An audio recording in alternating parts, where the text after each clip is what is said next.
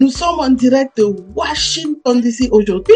J'ai le plaisir d'avoir la diva ivoirienne Chantal Taïba sur ma chaîne.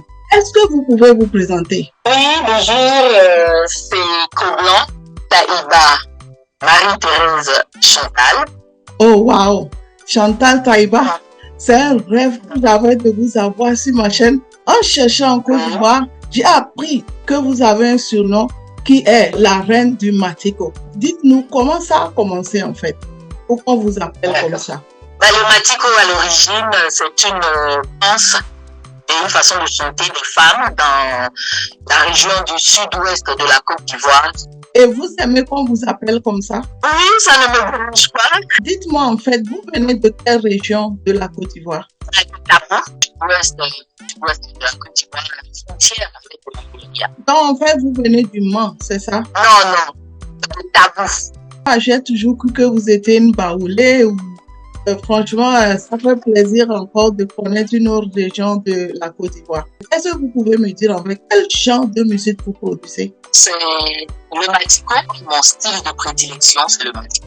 Vous avez décidé à promouvoir Matiko qui est dans votre culture et ensuite vous pouvez ajuster les autres musiques ajoutées à ça, c'est ça? C'est ça.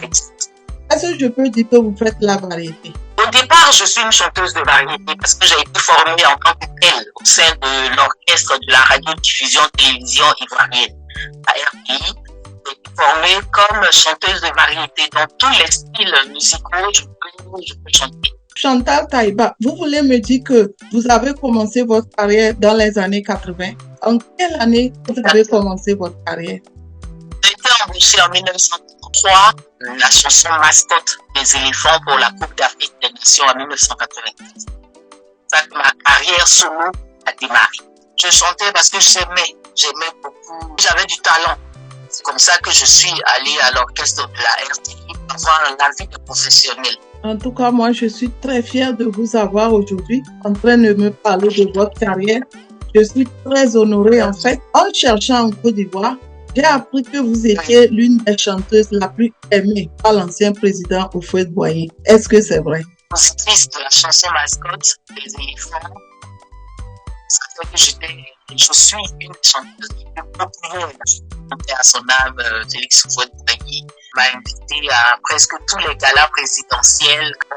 Avec gala, il y avait forcément Chantal Taïba sur la liste des artistes qui devaient prester. Ça a continué comme ça, effectivement. Dites-moi combien d'albums et combien de chansons vous avez aujourd'hui sur le marché? J'ai jamais calculé, j'ai 9 albums après. Chantez-vous toujours de nos jours? La musique, c'est ma vie, je ne peux pas ne pas chanter. C'est comme si je ne vivais pas. Je chante tout le temps parce que c'est mon métier et j'adore ce métier, c'est ma passion. En tout cas, moi, je suis fière de vous, Chantal Taïba. Vous avez commencé par chanter depuis les années 80 et je pense que vous avez eu beaucoup d'expérience.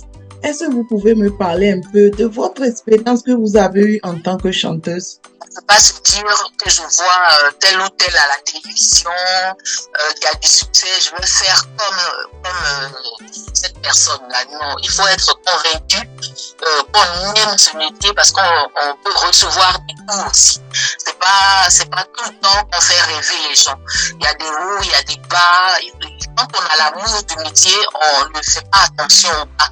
Parce qu'on est content d'être sur la scène, on est content de donner de la joie aux gens. Donc il faut d'abord aimer ce qu'on fait et ensuite respecter les ennemis. Il ne suffit pas d'avoir du succès dès qu'on arrive et puis narguer les anciens ou se prendre pour être normal, respecter les ennemis. C'est comme ça les ennemis peuvent vous donner des conseils. Quel conseil avez-vous à donner à un jeune Africain, Ivoirien, qui voudrait commencer sa carrière de musique? Il y a quelque chose qu'on n'apprend pas, c'est l'expérience. L'expérience, on l'acquiert au fur et à mesure, à force de travailler, à force de pratiquer, on acquiert l'expérience. Le succès, on peut l'avoir comme ça, mais l'expérience, on l'acquiert. Donc, on a toujours besoin des gens qui ont l'expérience pour nous conseiller. pour être à nos côtés, nous dire ce qui va, ce qui va pas, parce que c'est un métier où on est beaucoup exposé.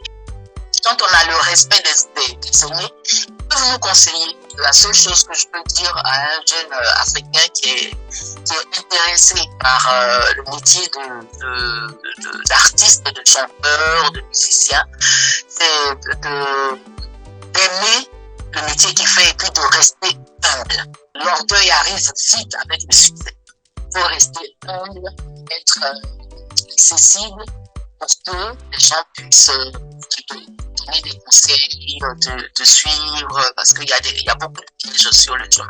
Si je comprends bien, vous voulez me dire par là que c'est pas facile d'être un artiste, que ce soit en Afrique ou en Europe ou dans le monde, c'est ça? Ah non, c'est pas facile. Il y a beaucoup de choses. Si on n'est pas accessible, on tombe dans ces pièges-là. Il faut beaucoup faire attention. Il faut surtout aimer ne pas venir pour le succès. Se dire, je vais être vu à la télé, je vais être sur les journaux et puis les gens vont me reconnaître. Non, il faut aimer profondément. Quand on est passionné, comme on dit toujours, la passion est au-dessus de l'amour. Beaucoup pensent que, ok, parce que je vois elle chanter, alors moi aussi je vais chanter. Donc, ils ne pensent pas forcément que c'est pas facile et que aussi il faut beaucoup de financement pour pouvoir chanter, c'est ça? Les artistes eux-mêmes sont obligés de faire une production. Il faut beaucoup d'argent. Vous avez eu la chance d'avoir les producteurs durant votre carrière? Au début des années 80, il y avait beaucoup de producteurs. On ne cherchait même pas les producteurs. Il y a beaucoup de talents, mais ils n'ont pas les moyens de rentrer en studio, ils n'ont pas les moyens de s'exprimer. Les producteurs se font rares, c'est très compliqué. En ce moment, c'est très compliqué. Mais quand on a déjà un nom, c'est beaucoup plus facile. Chantal Taiba, avez-vous un mot de fin?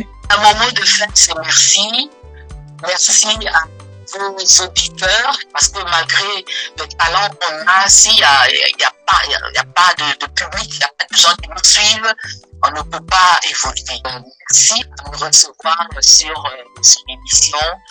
Vraiment, merci à tous. Chantal Taiba, merci beaucoup d'être venu sur ma chaîne en direct de Washington DC, en train de me parler de votre carrière. Je suis très honorée. Je vous ai vu chanter depuis toute petite que je chantais sur vos chansons. Et moi, aujourd'hui, c'est comme je suis dans un rêve de vous avoir en direct de Washington DC. J'espère vous recevoir très, très prochainement pour une autre interview. Merci beaucoup et à la prochaine. Au revoir.